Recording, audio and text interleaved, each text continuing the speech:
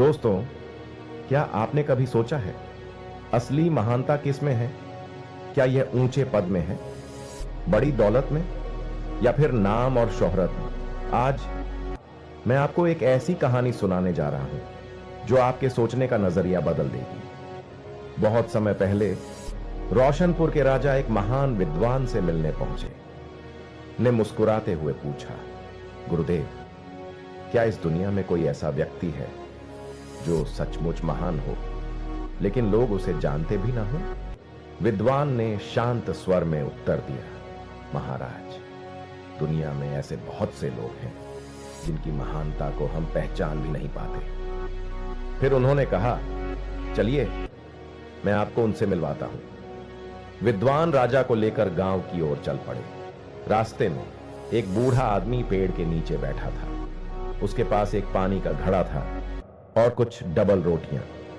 राजा और विद्वान ने पानी पिया, रोटी खाई। राजा ने कीमत देनी चाहिए, लेकिन बूढ़ा मुस्कुराकर बोला, महाराज, मैं कोई दुकानदार नहीं हूं। मेरे बेटे का रोटी का व्यापार है, पर मेरा मन घर में नहीं लगता, इसलिए राहगीरों को ठंडा पानी पिलाने और रोटी खिलाने आता हूं। यही मेरी सबसे बड़ी खुशी है। विद्वान ने राजा से कहा, देखिए राजन, इस बुजुर्ग की सोच ही इसे महान बनाती है। गांव में प्रवेश करते हुए वे एक छोटे स्कूल पहुंचे। अंदर एक शिक्षक बच्चों को पढ़ा रहा था। राजा ने पूछा, आपको यहां पढ़ाने के बदले कितनी तनख्वाह मिलती है? शिक्षक ने विनम्रता से कहा, महाराज, यहां कोई शिक्षक नहीं था। बच्चों का भविष्य अंधेरे में था, इसलिए मैं मुफ्त में पढ़ाने आता हूं। विद्वान ने राजा से कहा, महाराज, दूसरों के लिए जीने वाला इंसान सबसे बड़ा महान होता है।